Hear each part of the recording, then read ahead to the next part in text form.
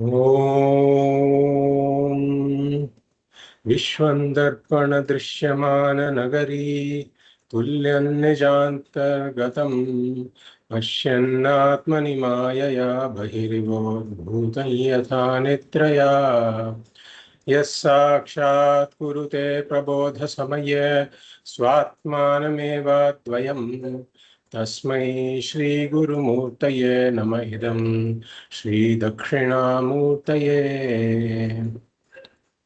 नारायणं पद्मभुवं वसिष्ठं शक्तिं च तत्पुत्रपराशरं च व्यासं शुकं गौडपदं महान्तं गोविन्दयोगीन्द्रमथास्य शिष्यं श्रीशङ्कराचार्यमथास्य पद्मपादं च हस्तामलकं च शिष्यं तन्तोटकं वार्तिककारमन्यान् अस्मद्गुरून् सन्ततमानतोऽस्मि।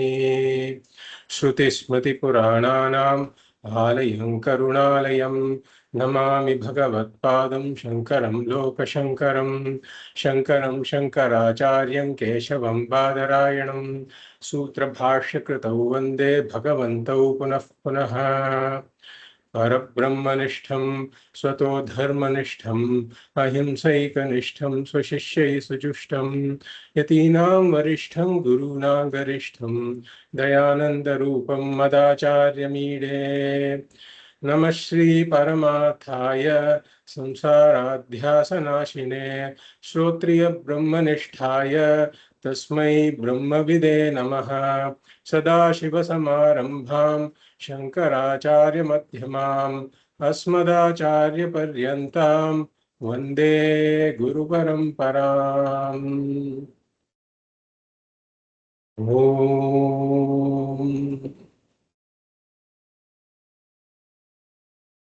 पार्थाय प्रतिबोधितां भगवता नारायणेन स्वयं व्यासेन ग्रथितां पुराणमुनिना मध्ये महाभारतम् अद्वैतामृतवर्षिणीं भगवतीम् अष्टादशाध्यायिनीम् अम्ब त्वामनुसन्धधामि भगवद्गीते भवद्वेषिणीम्।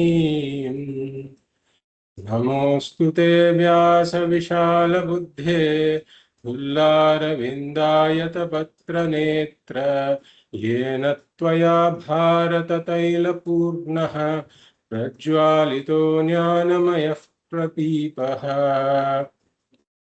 प्रपन्नपारिजाताय स्तोत्रवेत्रैकपाणये ज्ञानमुद्राय कृष्णाय गीतामृतदुहे नमः। सर्वोपनिषदो गावो दोग्धा गोपालनन्दनः पार्थो वत्स सुधीर्भोक्ता दुग्धं गीतामृतं महत्। वसुदेवसुतं देवं कंसचाणूरमर्दनं देवकी परमानन्दं कृष्णं वन्दे जगद्गुरुं। भीष्मद्रोणतटा जयद्रथजला गान्धारनीलोत्पला शल्यग्राहवती कृपेण वहनी कर्णेन वेलाकुला अश्वत्थामविकर्णघोरमकरा दुर्योधनावर्तिनी सोत्तीर्णा खलु पाण्डवैरणनदी कैवर्तकः केशवः। आराशर्यवचः सरोजममलं गीतार्थगन्धोत्कटं नानाख्यानककेसरं हरिकथा संबोधना बोधितं। लोके सज्जन षट्पदैरहरहः पेपीयमानं मुदा भूयाद् भारत पंकजं कलिमल प्रध्वंसिनः श्रेयसे। मूकं करोति वाचालं पंगुं लङ्घयते गिरिं यत्कृपातमहं वन्दे परमानन्दमाधवम्।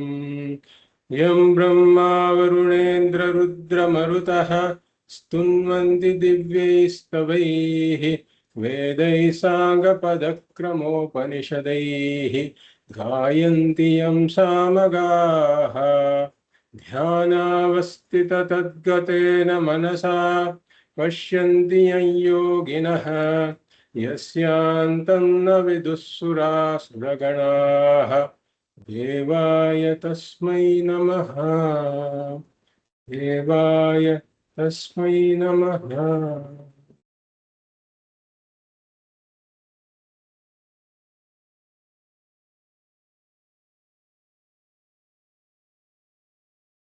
I welcome you all to the 10th class of our Bhagavad Gita study.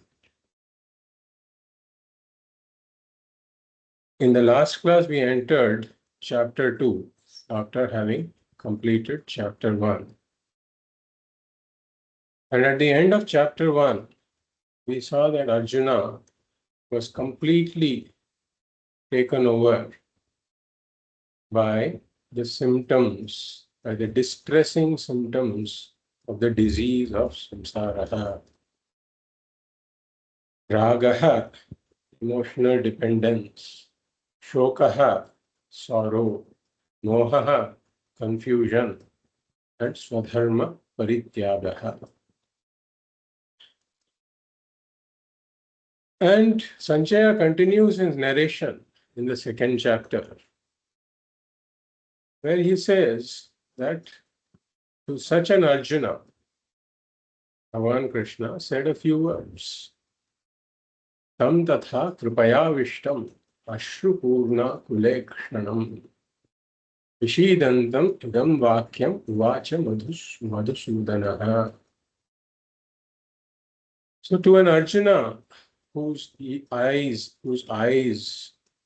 were welling with tears, ashrupurna kulekshanam, and vishidantam, who was grieving, and kripaya parayavishtam, meaning one who was gripped, seized by this misplaced compassion. To such an Arjuna, Krishna said a few words. What did Krishna say? He said, Utastva kashmalamidam vishame samapasthitam. Where did this kind of despair come upon you in this crisis-like situation? And it is anarya jushtam aswargyam akirtikaram Arjuna.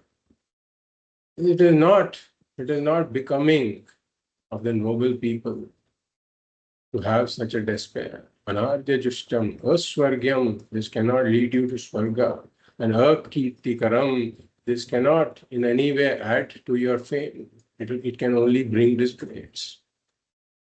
And then Krishna continued, Klaibyam masmak tamah partha.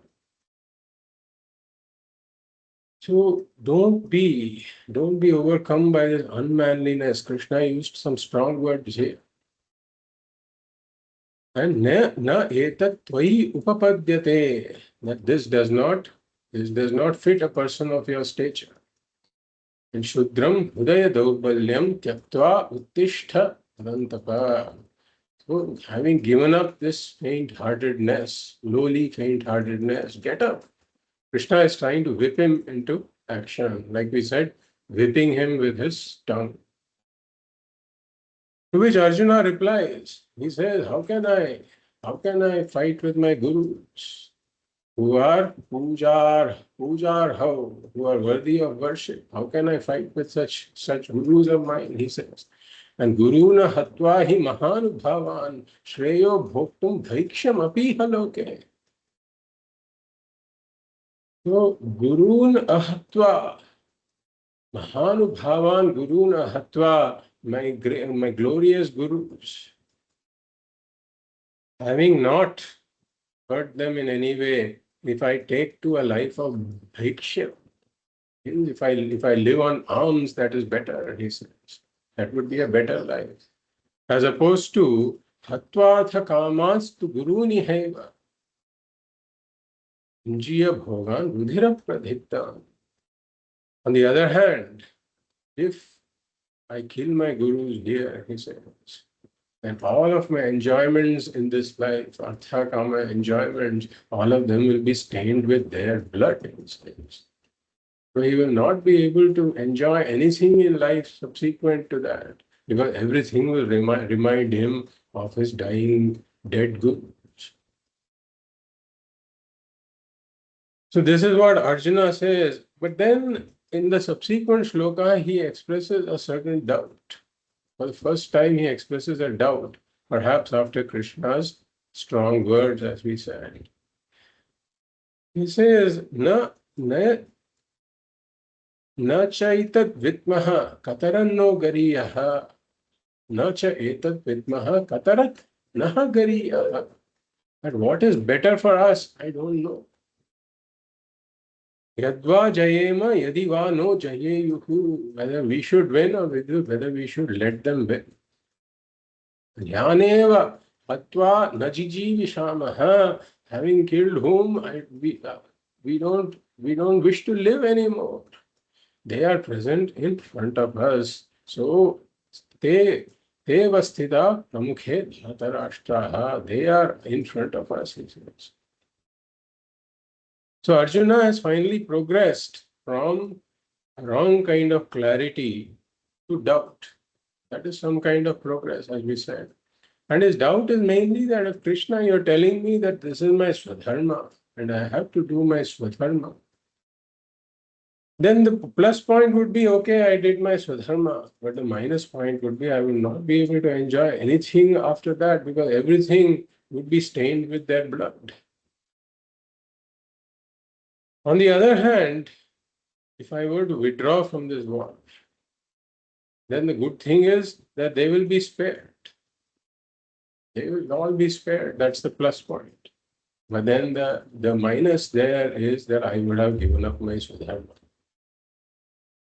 Which is, as you said, anarya jushtam aswargyam akirtika. And therefore, he says, I am totally confused. I have this doubt. And in the next verse, as we saw, which is the key turning point verse, we will read that once because this was the verse we were doing in the last class. Verse number 7. कार्पण्यदोषोपहतः स्वभावः कार्पण्यदोषोपहत स्वभावः पृच्छामि त्वां धर्मसम्मूढचेताः पृच्छामि त्वां धर्मसम्मूढचेताः यच्छ्रेयस्यात् निश्चितं ब्रूहि तन्मे यच्छ्रेयस्यात् निश्चितं ब्रूहि तन्मे शिष्यस्तेऽहं शाधिमां त्वां प्रपन्नम् शिष्यस्तेऽहं शाधिमां त्वां प्रपन्नम्. So as we saw the first time, now Arjuna is asking Krishna something. He says, Tvam Prichhami, I ask you. And what kind of Arjuna is asking? As we saw, Karpanya doshopahatas svabhavaha dharma sammudha chetaha Tvam Prichhami, he says. So I am Karpanya doshopahatas svabhavaha. I am infected by, I am made dysfunctional by this helplessness and misery. He acknowledges his helplessness. And he also says, I am confused about dharma and adharma. Dharma sammudha chetaha. One part of my mind says fight, the other part of my mind says withdraw. I am confused about which is dharma, which is adharma. So here we come to a key turning point because Arjuna discovers his own helplessness here, and he's asking Krishna something. Like we said in the end of the first chapter, Arjuna discovered the symptoms, the distressing symptoms of ragaha, shokaha, and moha. But he did not know the root cause of these problems, nor the remedy. And like we said, like any person who is afflicted with a disease, first that person may think that I can cure this, I can handle this myself. But then For that disease to be really cured, he has to approach an expert who knows about the disease and the remedy.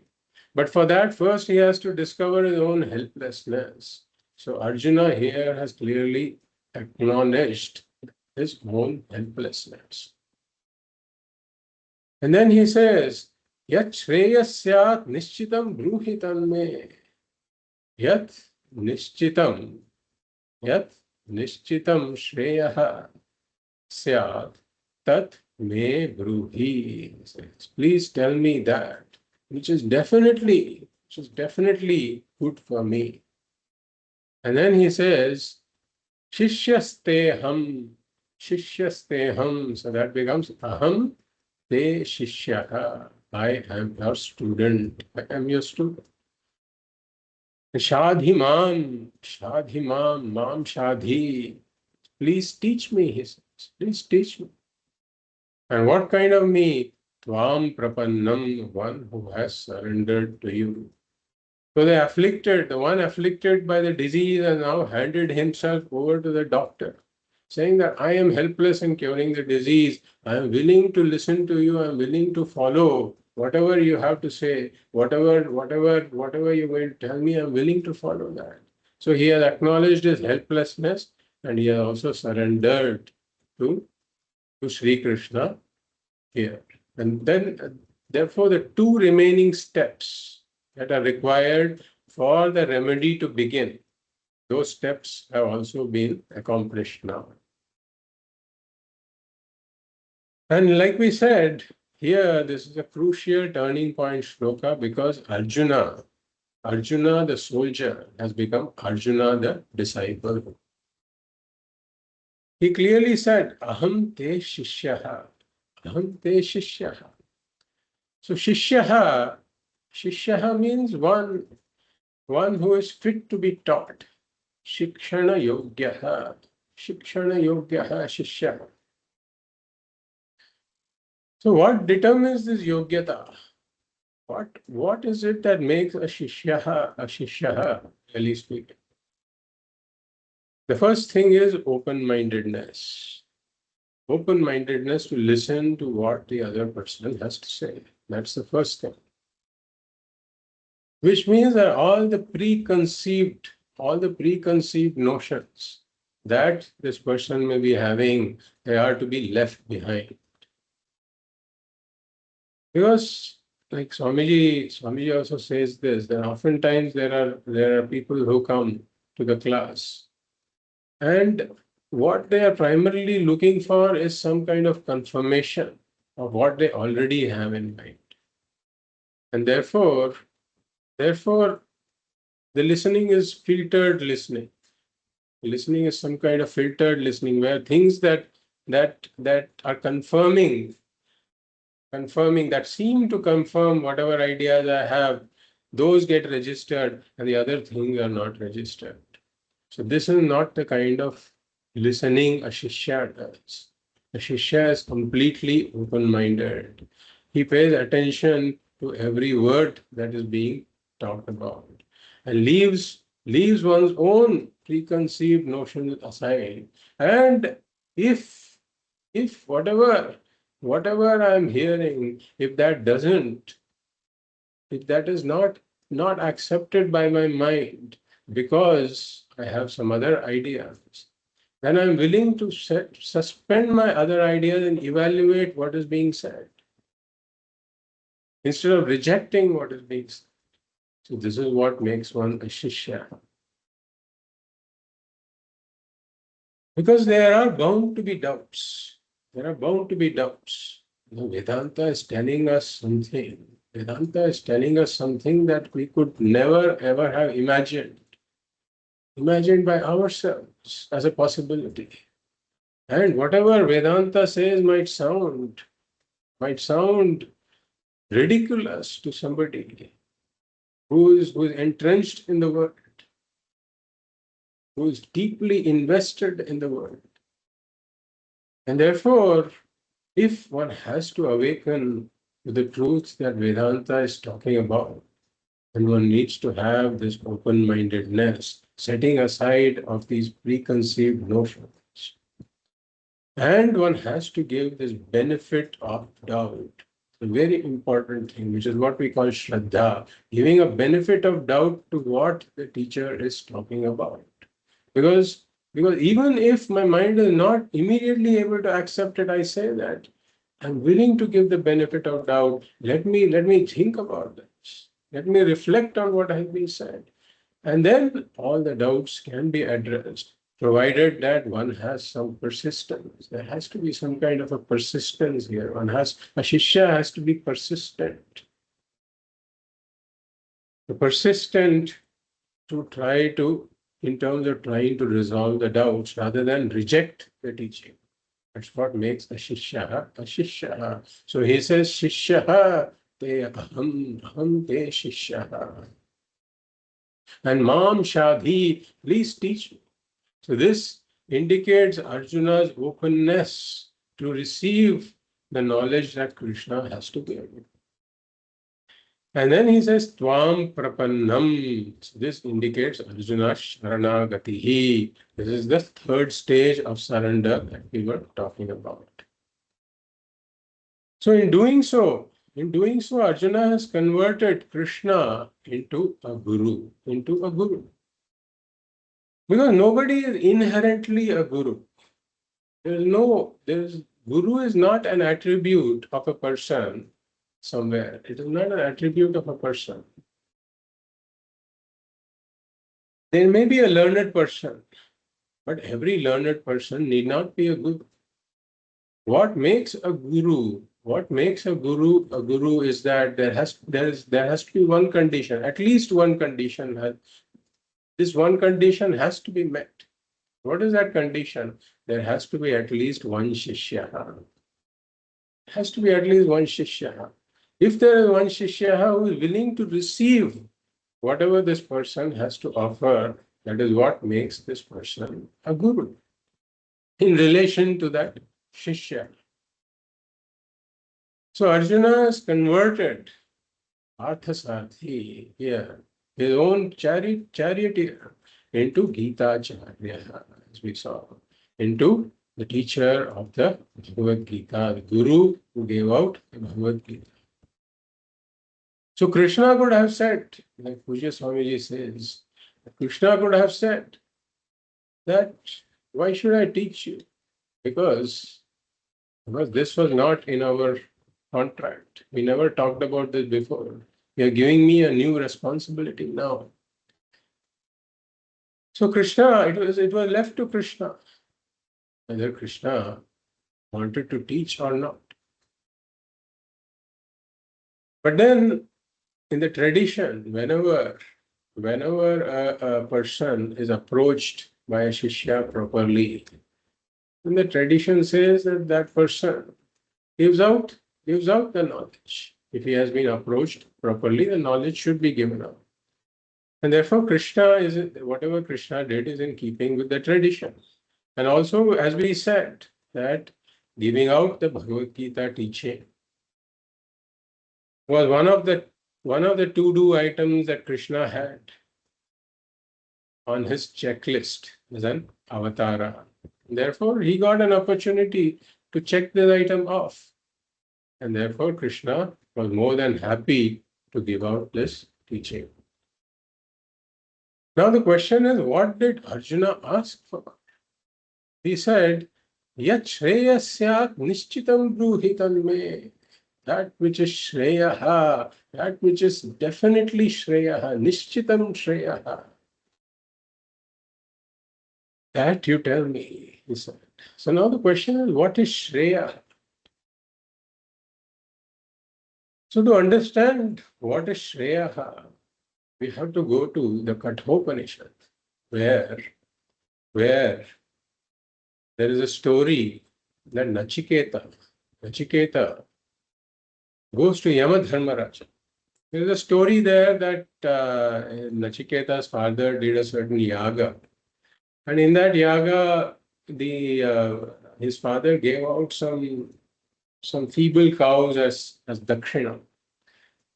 And Nachiketa was not very happy about it because he had a lot of shraddha in the Veda.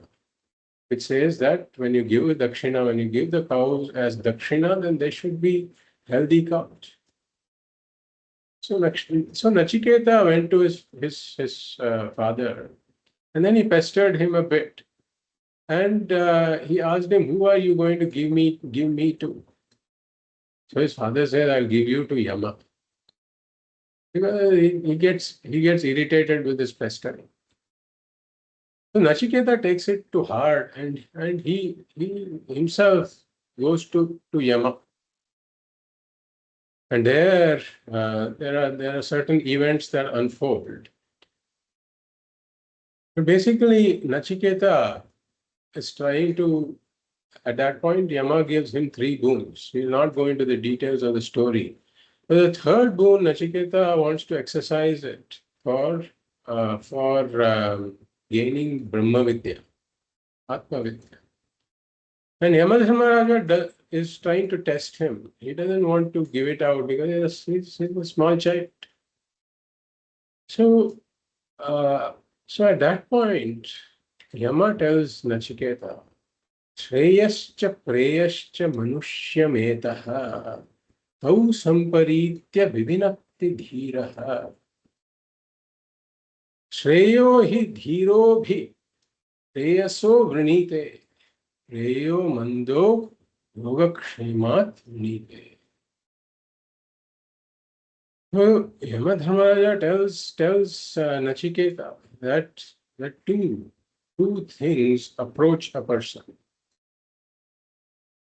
And the person has to make a choice between the two. And what are the two things? One is Shreyaha, the other is Preyaha. So Shreyaha, first we'll take Preyaha, Preyas. So Preyas refers to Anitya Vastu, which includes Arthaha, Kamaha, as well as Dharma.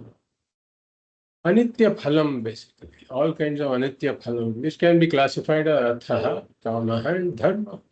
Even Dharmaha is Anitya, because Punyaha, once you get Punyaha, even that Punyaha has a date of expiry,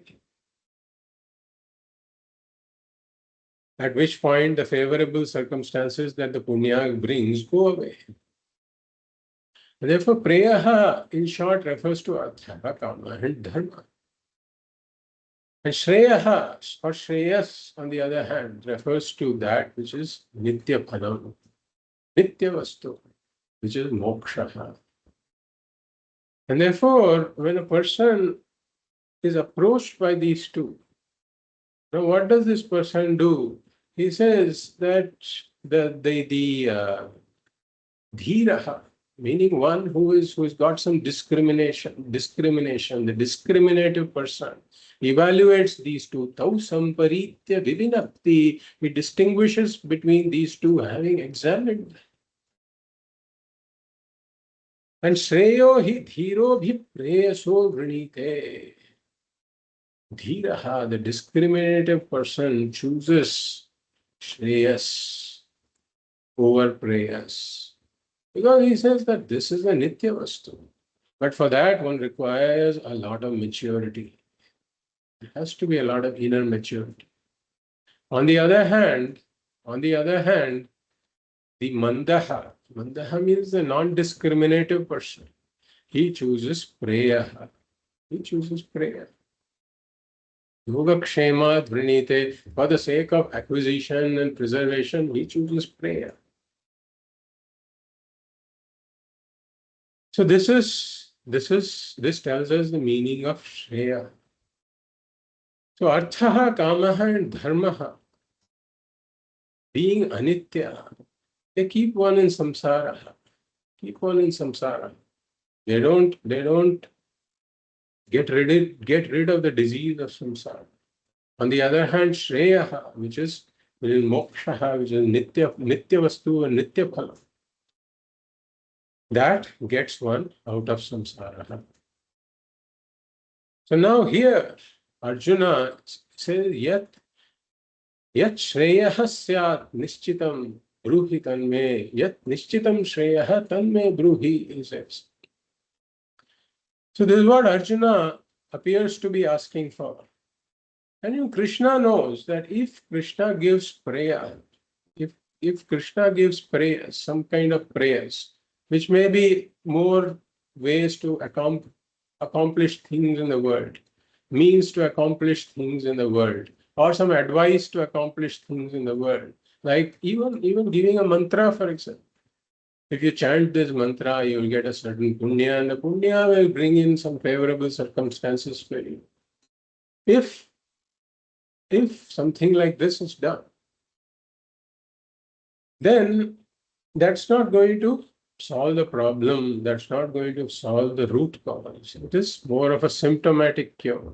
This particular situation one may wriggle out of. But then because the root cause of the samsara is still there, the problem will keep reappearing in different forms. So there is a difference between giving advice on a certain topical matter, for example, versus teaching. Because if one is given a certain advice, if the person is given a certain advice, then the student is still not independent.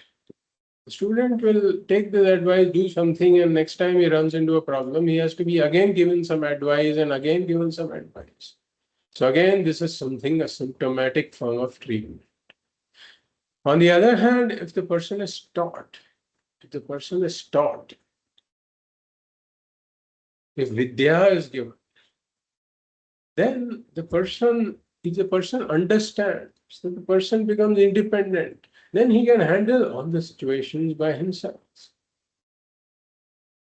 Like they say, there's this old Chinese proverb that if you give a hungry man, if you give him a fish, then that solves the hunger for one day. But if you give the hungry man the knowledge of how to fish, then that solves his hunger for the whole life. Similarly, we also say, Annadanam param danam, vidya danam atah param, annena kshanika triptihi yavad jivam tu vidyaya. Annadanam is a great form of danam. Annadanam param danam. But vidya danam atah param. Vidya danam is greater than that. And why is it greater? Because annena kshanika triptihi, whatever satisfaction he gets through annadanam, that's going to last for 3, 4, 5 hours, and then he's going to feel hungry again. But vidyadanam, if he gets the knowledge, then for his entire life, he becomes content, he becomes satisfied. And therefore, all the things here are pointing, whatever Arjuna is asking for, is pointing to this kind of Shreya. So now Arjuna clarifies further what he is looking for in the next verse. So there can still be questions about what Arjuna is exactly looking for. Are we really sure that some form of artha, kama, or dharma is not going to satisfy him? Is he really looking for the Shreya that we are talking about? Is he really seeking that knowledge which will make him truly independent, that will make him Bhutna? That is the question. So Arjuna clarifies in the next shloka what will not solve his problem. He makes that more explicit. We will read that. Nahi prapashyami mamapanudyat. Nahi prapashyami mamapanudyad. Yachokamuchoshanamindriyanam. Yachchokamuchoshanamindriyanam. Avapya bhuma vasapatnamruddham. Avapya bhumam vasapatnam ruddham. Rajyam suranam api chadhipatyam. Rajyam suranam api chadhipatyam. So Arjuna says, Nahi prapashyami. Nahi prapashyami means I don't see. He says, I don't see. And I don't see what? Tat yat apanudyat. So mama apanudyat is there. We split it as mama apanudyat. Yat tat yat apanudyat. So I do not see anything which will remove, he says. Apanudyat means to remove. I don't see anything which will remove. Apanudyat means duri kuryat, which will remove. And which will remove what? Shokam. So yat, it's a yat chokam is there. Yat chokam. So if we split that, it becomes yat shokam. So shokam, tat yat shokam.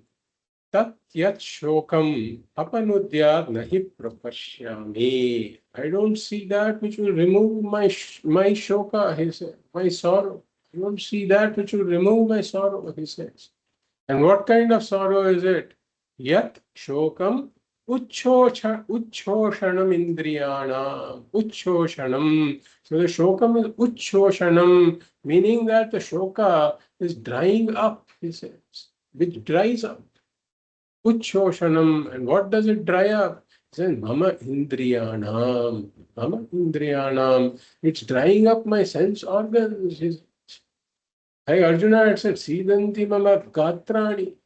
My limbs are feeling weak. So when he is talking about Indriyanam, it's about Karmendriyanam as well as Jnanendriyanam. It's drying up my Indriyas, he says. Sidanti Mama Gatrani. My limbs are feeling weak. Mukham cha parishushyati, my mouth is becoming dry. Vepathuscha sharire, there's trembling in my body. Roma haschascha jayate, my hair is standing on one end. Gandivam samsate hastat, Gandiva is slipping out of my hands. Tvakchaiva paridashyate, my skin is burning. So he had talked about all this. And Bhavativa me manaha, my mind is also whirling around. So everything, all of his senses are as though being dried up, sapped, as we say. He's just sapping my energy. So all his energy of his senses is being sapped away, sense organs. So he says that this kind of sorrow I am gripped with, and I don't see anything that will remove it. And he says, avapya. So he says, having attained. So now he says, what kind of attainment will not remove his sorrow? So he says, avapya bhuma vasapatnam ruddham. So avapya meaning having attained rajyam. Avapya rajyam avapya. So even having attained a kingdom. What kind of kingdom is it? Bhumau asapatnam riddham. Bhumau asapatnam riddham. That's how you split it. Bhumau asapatnam riddham. So having attained a kingdom, that is asapatnam and riddham. So if you attain a kingdom, and let's say the kingdom has got a lot of poverty. The kingdom has a lot of poverty, then if everybody is poor and hungry, then the hungry people cannot follow dharma. So there will be a lot of adharma in such a kingdom. That such a kingdom one cannot be happy ruling over such a kingdom. Like we see that there are many countries these days that have to keep going for an IMF loan every now and then because of poverty. So the ruler of this kingdom will have a lot of tension and stress. But the kingdom Arjuna is talking about is Riddham, meaning is a prosperous kingdom. So he says, even if I get a prosperous kingdom, now even a prosperous kingdom may have problems because if a kingdom is really prosperous, then there are jealous neighbors who will try to take over that kingdom somehow, who will try to encroach upon its territory, whose people will try to infiltrate into that kingdom. So even a prosperous kingdom cannot give the ruler some peace of mind because there is always tension and stress associated with neighbors. But then he says that in this case, the kingdom is asapatnam. Asapatnam means unrivaled. There are no rivals who are constantly pestering you. So even if I am to get such a kingdom that is asapatnam and riddham, meaning which is unrivaled and which is prosperous, even such a kingdom cannot remove my sorrow, he says. And where would such a kingdom be? He says, Bhumau. Bhumau asapatnam riddham rajyam avapya. Even such a kingdom on earth will not remove my sorrow. And then having attained, what else is not going to remove his sorrow? He says, let aside this bhuma rajyam, let aside this rajyam on earth. Even if I become Indra and I get overlordship over all the devatas, he says rajyam and suranam api chadhipatyam, suranam api Suranam api cha adhipatyam. Even if I get rulership over all the devas, even such a situation is not going to remove my sorrow. So Arjuna is displaying a certain maturity here because he understands that whatever he is experiencing, it cannot be solved by worldly accomplishments. So Arjuna Arjuna is seeing that more of artha and kamaha is not going to solve his problem, because this bhumau asapatnam riddham rajyam, kingdom that is unrivaled and prosperous on earth, that represents one of the highest possible accomplishments of artha and kamaha on this earth. And even that is not going to solve his problem. So what to talk about lesser artha and kama accomplishments? And he has also said earlier that all the artha kama accomplishments, whatever he may accomplish, will be rudhira pradhigdan, which will be stained with the blood of the people who are killed. And therefore, he doesn't see artha and kama as solving his problem. And also, if we look at the dharma, then the highest material accomplishment of dharma, what is it? It is Svargaloka. That is the highest material accomplishment that dharma can provide, punya can provide. And to get the Indra Padavi requires even much, much more punya, much more dharma. So even if one accomplishes a lot of dharma and becomes Indra and rules over Svargaloka, he says that is not going to solve my problem. So effectively, Arjuna is ruling out artha, kama, and dharma as being able to solve his problem. And therefore we say that this, whatever Arjuna is discovering, every human being has to go through this discovery oneself. One has to see that the disease of samsara, whose symptoms are the shloka and moha, all of this, which results in an endless struggle, ragaha, shokaha, moha, which keeps me entangled in worldly pursuits. Those worldly pursuits are not going to solve my problem. They are going to keep me running on this treadmill. So this is the essence. This verse is the essence of the mantra that we have seen from Mundaka Upanishad before. Rikshya lokan karmachitan brahmanaha nirvedam ayat nasti akrita kritena tad vijnanatham sa gurumeva bhigachet samit panihi shrotriyam brahmanishtam.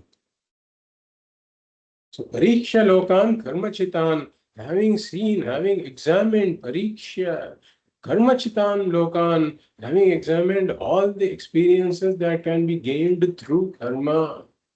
Karma in what domains? Karma in the fields of artha, kama, and dharma. Pariksha lokan karmachitan brahmanaha nirvedam ayat. The discriminating one. The discriminating one becomes dispassionate. Dispassionate. About the capability of worldly accomplishment in solving the fundamental human problem. Brahmanah nirvedam ayat nasti akrita kritena. Having known that the solution for this problem doesn't lie in these accomplishments of artha, kama, and dharma, in karma basically, through whatever can be accomplished by karma. Tad vijnanartham, in order to know that. Tat vijnanartham, in order to know that meaning Brahman.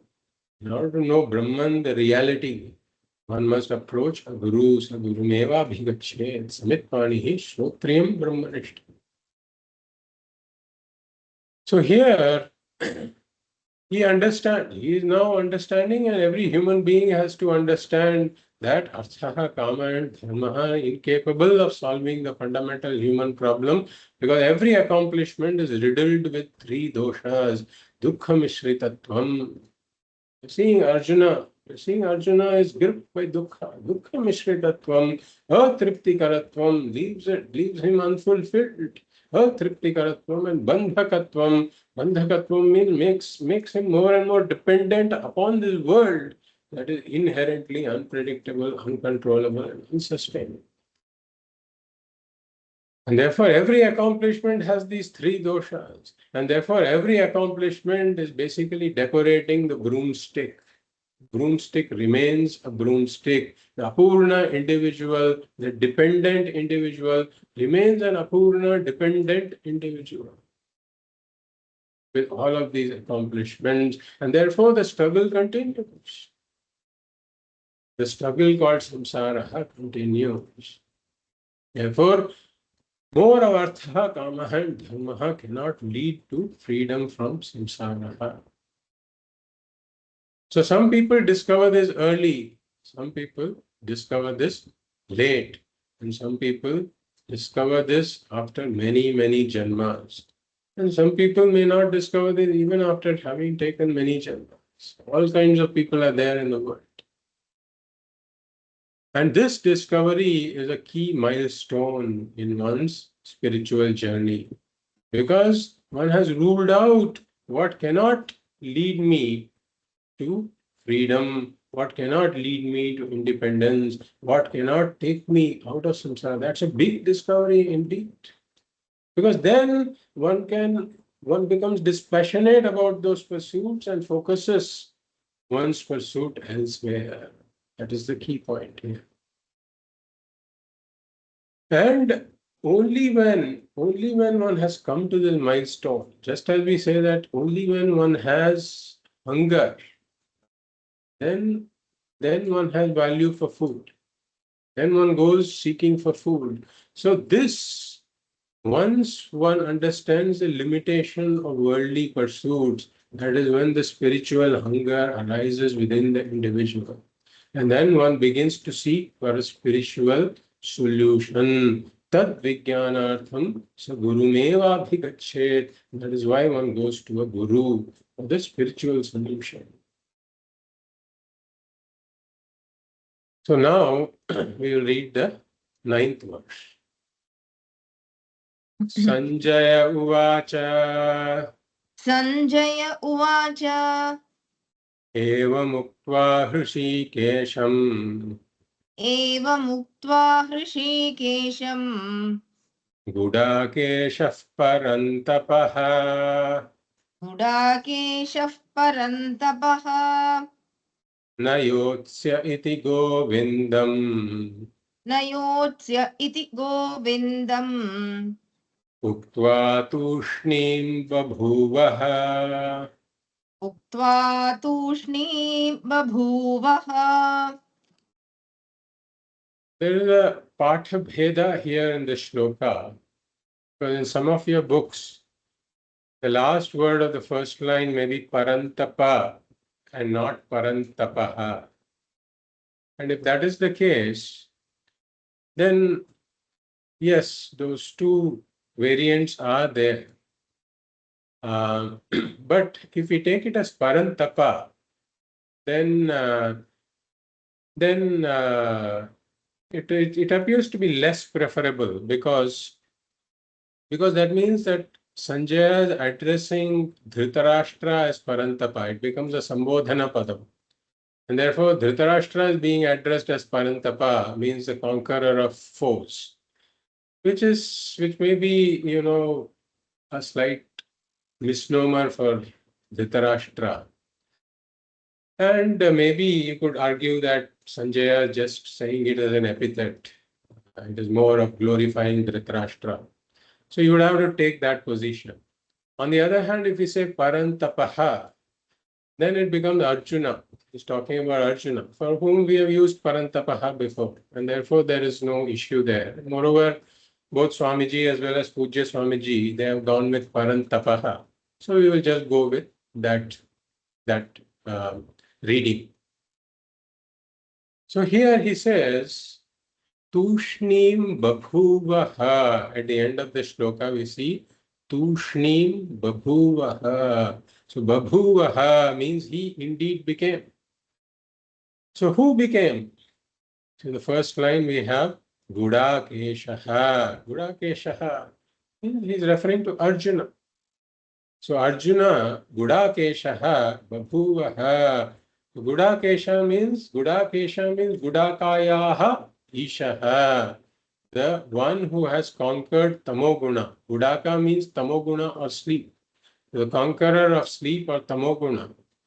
Who is Arjuna? So Arjuna, he became indeed became, he says. And again, now Parantapaha is another synonym he's using for Arjuna. Gudakeshaha, Parantapaha, the conqueror of foes. He indeed became, says Sanjay. What did he become? Tushnim babhuvaha, he became silent. Tushnim babhuvaha. And he became silent having done what? So in the first line we have Eva Muktva. So having said this. So having said what? These past couple of verses where Arjuna spoke, where he said that I don't see this sorrow being solved by any worldly accomplishment. Having said this, he became silent. Gudakeshaha parantapaha evam uktva tushnim babhuvaha. And to whom did he say? Krishikesham. He said this to Krishna. And having done what? Having done what? The second line he says, Na yotsya iti govindam uktva. So that becomes Na yotsye iti govindam uktva. So having told Govinda Sri Krishna, having told Krishna, Na yotsye, that I will not fight. So he says, I will not fight, and he becomes silent. So Arjuna says, I will not fight, because he is not sure. Because whether fighting is the right thing to do or not the right thing or the wrong thing to do. But at the same time, it is clear that he is also not withdrawing, because he is not sure whether withdrawing is the right thing to do or the wrong thing to do. So as he has said, he is confused and he becomes silent. So indirectly now he is telling Krishna that I leave you to take the next step. Leave the next step to you. I have handed over the chariot already to you. The reins of the chariot are in your hands. You decide what to do. If you want to take the chariot elsewhere, you are free to do so. Or if you want to teach me right here in the middle of the battlefield also, I am willing to listen. We go to the 10th verse.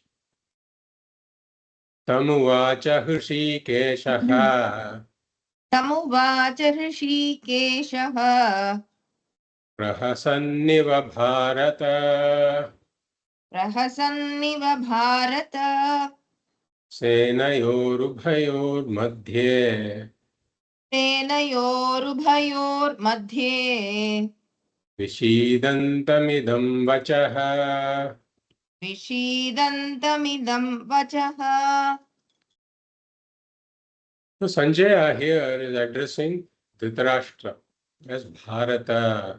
We see the last word of the first line. He is addressing Dhritarashtra as Bharata, hey Bharata. And what did Sanjaya say? He says, Tam uvacha, uvacha. Sanjaya is saying, he said, uvacha. Who said? Who spoke? He spoke. Who spoke? Hrishikeshaha uvacha. Tam uvacha Hrishikeshaha. Hrishikeshaha spoke. Krishna spoke. And doing what did Krishna speak? Tam uvacha Hrishikeshaha prahasan iva, meaning as though smiling. Krishna spoke as though smiling. So the question is, why is Krishna as though smiling? So Bhagavad Pada Shankaracharya hasn't commented on this portion. So we can't definitively say why Krishna smiled. But other commentators have tried to guess the reasons why Krishna might have smiled. There are many possible ways to look at it. And Pujya Swamiji points out that perhaps because just some time ago Arjuna was saying, Ratham Sthapaya, hey Ratham Sthapaya Achyuta, hey Achyuta, place my chariot in between the two armies. So he was commanding Krishna. But now the same Arjuna is now saying Shishyasteham Shadhimam Tuham Prapannam. So he has surrendered to Krishna. So Krishna may be smiling because of this. Or the other reason is that Krishna was about to give out this knowledge. And that knowledge is something that brings an end to all sorrow. Brings an end to all shoka. Atyantika dukkha nivrittihi, as we have seen. Atyantika dukkha nivrittihi. And therefore, perhaps we could say that Krishna was smiling. And I did not see this anywhere, but this is something that I was reflecting on, and it to me it appears like when a parent, for example, sees a child making a certain mistake or struggling with a particular problem, then the parent smiles, looking at the child, saying, "Let me explain to you how you want to deal with this." That may be another way to look at it. And we will see a couple of more reasons for it as we discuss. So Krishna, as though smiling,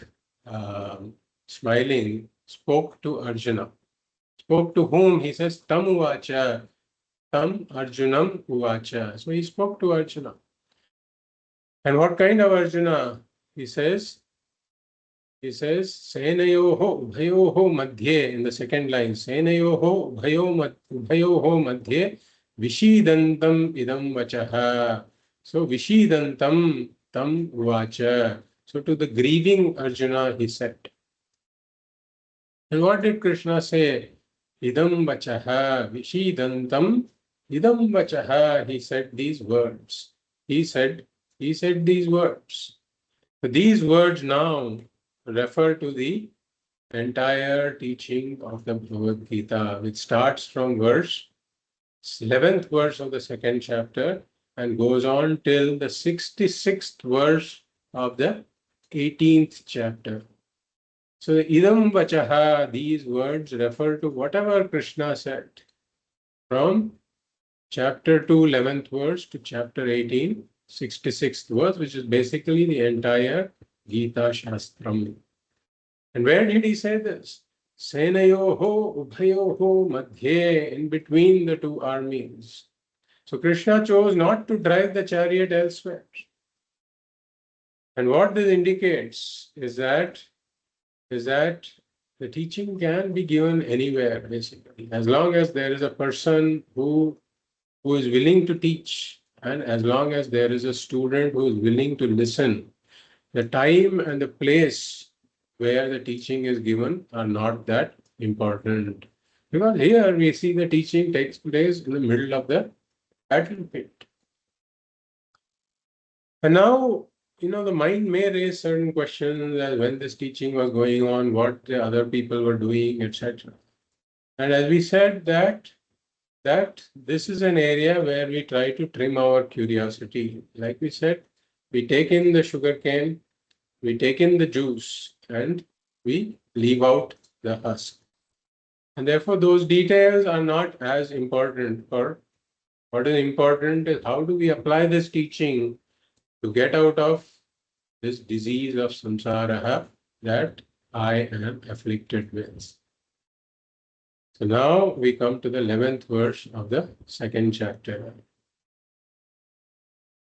Sri Bhagavan Uvacha श्रीभगवानुवाच Ashocyananvashocastvam अशोच्यानन्वशोचस्त्वम् Pragyavadanscha bhashase प्रज्ञावादांश्च भाषसे Gatasunagatasunschа गतासूनगतासूंश्च नानुशोचन्ति पंडिताः नानुशोचन्ति पण्डिताः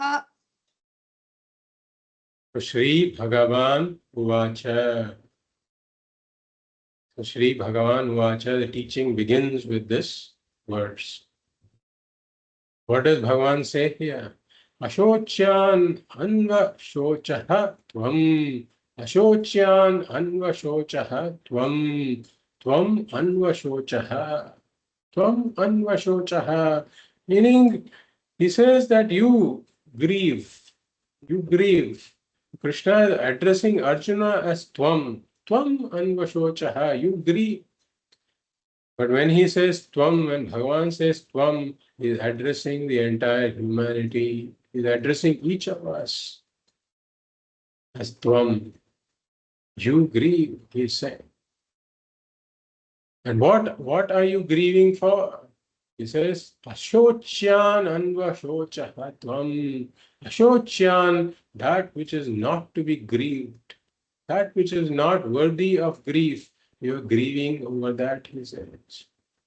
So, shochaha is shochaniyaha is that which deserves grief. So, shochaha. So, we have certain things that we consider as deserving grief universally. Certain things that we think of as deserving grief universally. What is one such thing? Is death. So death is something that we think about as associated with grief universally, without exception.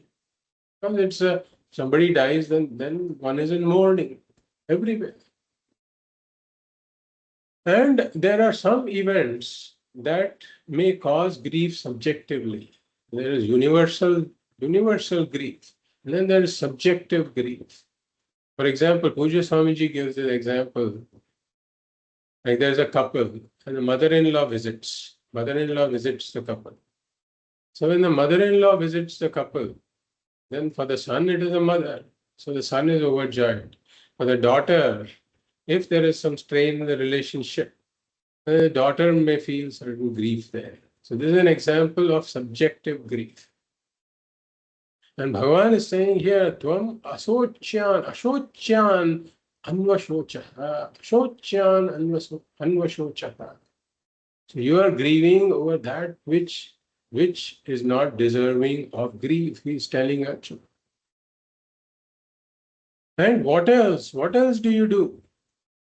He says, Pragyavadancha bhashase. Pragyavadancha bhashase. Bhashase means you speak, he says. You speak. And what do you speak? Pragyavadancha. You speak words of wisdom, he says.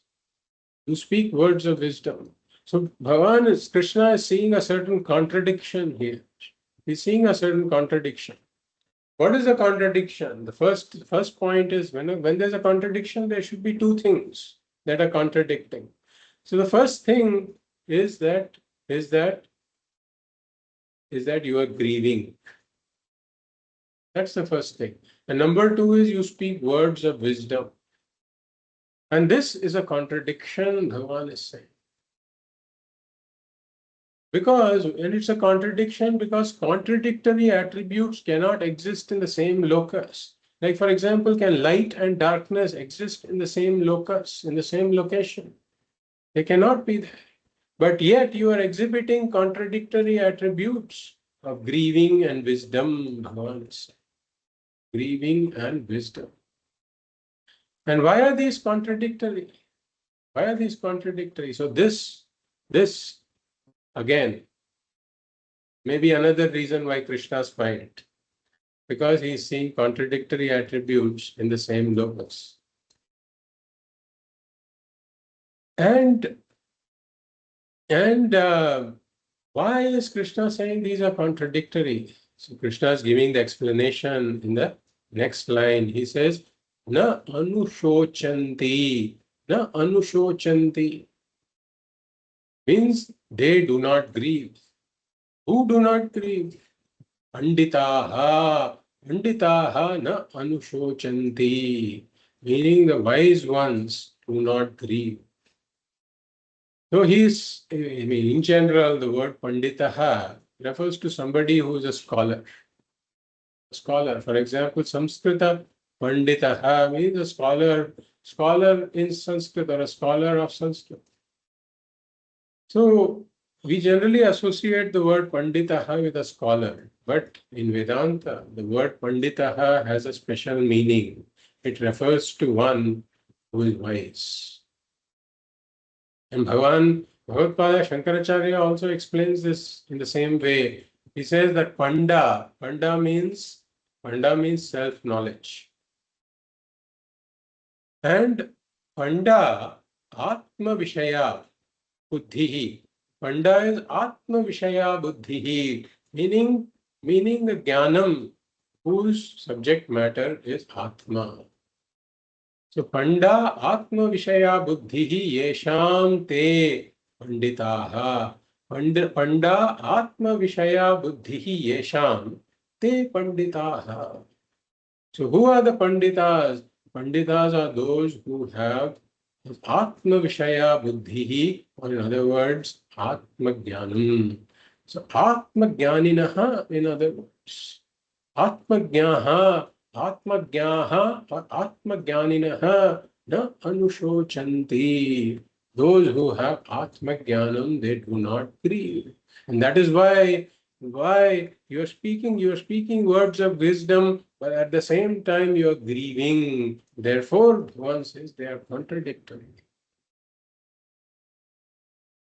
So Upanishads, so Bhagavan is saying, Panditaha na anushochanti. Again, Bhagavan is thinking about a certain vakya from the Upanishad. Tarati shokam atmavit. Tarati shokam atmavit, which is from Chandogya Upanishad. So here, the Upanishad is saying that the Atmavit Shokam Tarati, the knower of Atma, transcends over sorrow. Transcends over sorrow. This is exactly why we are saying that Bhagavad Gita is Upanishad Saram.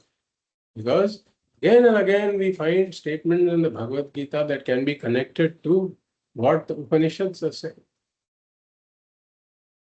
And they do not grieve for what? They do not grieve for what? He says, Kata soon. Kata soon. Kata soon means those who are gone. Those who are dead, basically. So Gataha Asavaha Yebhyaha Te Gatasavaha. So Gataha Asavaha Yebhyaha. So Asuhu means Pranaha. Word Asuhu means Pranaha. So Gataha Asavaha Yebhyaha means those from whom the prana is gone. They are called Gata Savaha. So Tan Gata Soon Panditaha na anushochanti. Wise do not grieve for those who are dead. And who else don't the wise grieve for? He says Agata Soon cha. Agata Soon is the opposite of Gata Soon. those from whom the pranas are not yet gone. That's all we have to say. Not yet gone. Because it will go one day or the other. So Panditaha gatasun agatasun cha na anushochandi. So why are we talking about death here? Why is Bhagavan talking about death? Because Arjuna has expressed his concern that these people will die in the battle. And why is death specifically taken up here? So we say that there is a certain nyaya here. A nyaya means a certain maxim called Prathama Malla Nyayaha. Prathama Malla Nyayaha. And what that says is that, let's say that you want to become the champion wrestler. You want to become the champion wrestler in your town. Then you don't have to go and wrestle with everybody in the town to show that you're the champion wrestler. You just have to pick the current champion wrestler. And you wrestle with that champion, and if you topple him, then you become the champion. So if you have to show that a certain thing is the strongest, then take the current strongest and battle with it. And if you win over, then you are the current strongest. So now, death, as we have seen, is the thing that universally evokes sorrow. And if we can establish that the wise do not grieve for death, then that the death is like the champion of sorrow-causing things. And if you are able to not grieve, even for death, then it becomes evident that you have overcome all the other lesser sorrows. And that is why the sorrow of death is specifically taken up here. So basically what this means is that the wise do not look upon anything as a cause of sorrow. The Atmajnaninaha do not look upon anything as a cause of sorrow, because there are only two categories of people. There are the dead and then there are the living. And Bhagavan has said they do not grieve for the dead nor the living. Therefore, they do not grieve for anything basically. And since we have established that death is the Prathama Mallaha, the champion wrestler, and if they don't grieve for death, then they don't grieve for anything in life, which means that the lesser sorrows, like Pujya Swamiji says, like the loss of hair, for example, or like even recently, we have been hearing about a lot of layoffs. Layoffs is another example, loss of a job. So if one doesn't grieve even for death, then for the lesser sorrows, one does not grieve. That's what it means. So here, Ashocyan Anvashochaha Tvam indicates Shokaha. And Pragyavadancha Bhashase is not really words of wisdom. They look like words of wisdom, but since Arjuna is grieving, he is not really wise, is what Bhagavan is saying indirectly. And therefore, Pragyavadancha Bhashase indicates Mohaha. He is taking scriptural support to justify his stand. But those are not really words of wisdom, because Arjuna is grieving. So this indicates Arjuna's moha. So now, if you look at it, if you look at the Gita broadly, Bhagavan Sri Krishna starts the teaching saying that the wise do not grieve. Panditaha na anushochanti. And then if you look at the 18th chapter, 66th verse, where the Gita Shastram ends, there also Bhagavan says, Sarva dharman parityajya mamekam sharanam vraja ham tva sarva papebhyah mokshayishyami ma shuchaha. Ma shuchaha. So there also Bhagavan says, do not grieve. So the first verse of the Gita Shastram says, the wise do not grieve. The last verse of the Gita Shastram says, do not grieve. So just as when one has a certain thesis in the introductory part, one gives an an introduction to what the subject matter, what topic is going to be dealt with. And in the conclusion also one reiterates the subject matter, whatever was discussed. So the entire Gita Shastram in between is talking about the removal of grief. And how is this grief removed? So Bhagavan Sri Krishna has already given the message here that the Panditaha, they do not grieve. Wise do not grieve. And what is the difference between the Panditaha and the Mudhaha? What is the difference between the Panditaha and the Mudha? Has the Pandita grown some special organ in the body that has freed him from grief? What is the difference? If you look at it, the difference is only in the wisdom that Pandita has. There is absolutely no other difference. So the difference is this wisdom only. And therefore, Bhagavan is indirectly telling Arjuna that with the wisdom, the wise do not grieve, and therefore you need to acquire this wisdom. So now the question is, what is the connection between this wisdom and grief? What is the connection? So how does the knowledge remove the grief? That is the question.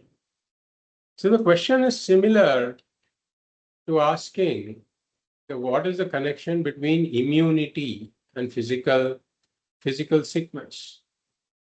What is the connection between immunity and physical sickness? Or how does immunity guard against, or how does immunity guard one against falling prey to physical sickness? So if you look at it, you take an example of two people. Then the same germs are outside. But one person falls sick, the other doesn't. Now what is the reason? The reason is that one person has got no immunity, whereas the other person has got immunity, has got a strong immunity. The other person has no or lesser immunity. That is the reason. So now similarly, the situation is exactly the same situation outside. It's the same situation. But there are two people. One person is afflicted with sorrow because of this situation. The other person is not afflicted with sorrow because of that situation. So where is the difference? The difference lies in mental strength or mental immunity. That is where the difference lies. So the teaching of the Bhagavad Gita helps build this mental strength or mental immunity. So one can say that, okay, I see the connection between some kind of mental strength and not grieving. I can see that connection. But then what is the connection? What is the connection? What is the role of knowledge here? What is the connection between knowledge and the mental strength? I can see that there may be mentally strong people who don't grieve. But then you're saying Atmajnaninaha, Panditaha, na anushocanti. So what is the connection between mental strength and this knowledge? The connection is that the knowledge is the mental strength. Knowledge is the mental strength. How can knowledge be the mental strength? Because the absence of the knowledge, which is ignorance, is the cause of all forms of mental weakness. The absence of the knowledge, which is ignorance, is the cause of all forms of mental weakness.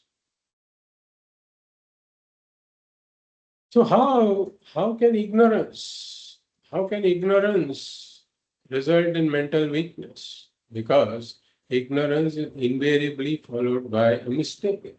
Ignorance is invariably followed by a mistake. For example, if a person doesn't know the rope as a rope, but if he doesn't know the rope as a rope, then he invariably mistakes it to be a snake. And then that seeing the snake causes him all kinds of anxiety and fear and worry and tension and sorrow. So here we can see that ignorance of the rope results in mistake of the snake, and that mistake of the snake is responsible for all kinds of mental issues, including anxiety, stress, worry, and sorrow.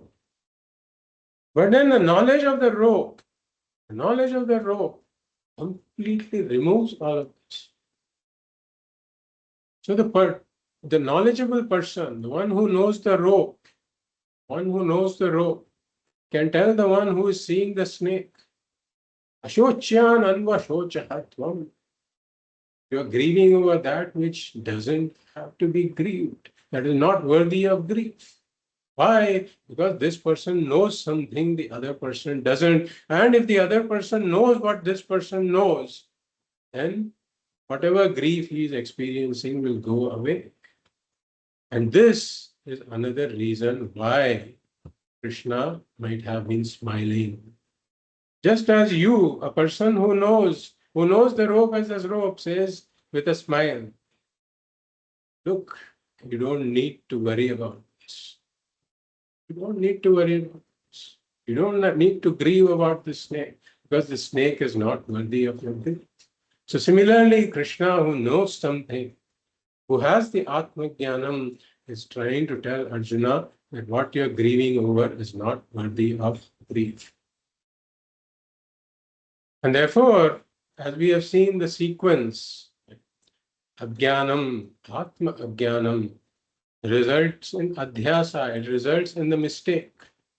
It results in the idea of a mistaken self, which is called Ahankara, that I am this body mind, Mamakara, that I have this family, possessions, profession, and Apurnatvam. All of this comes under Adhyasa or the mistake. Ajnanam, Adhyasa.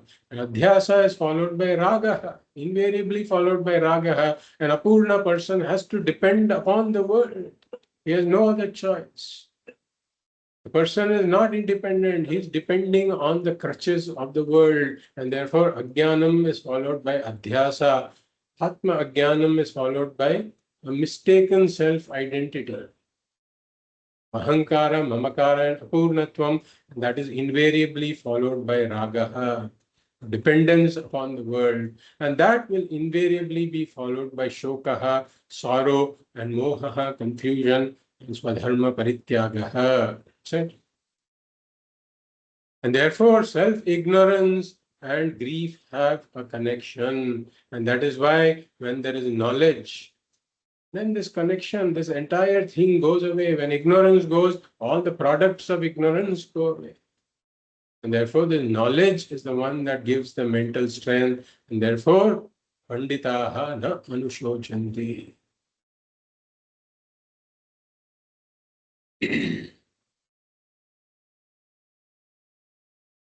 I think this would be a good place to stop, and we'll continue in the next class. Om Purnamadah Purnamidam Purnat Purnamudachyate Purnasya Purnamadaya Purnamevavashishyate. Om Shanti Shanti Shanti. Hari Om Shri Gurubhyo Namaha. Hari Om.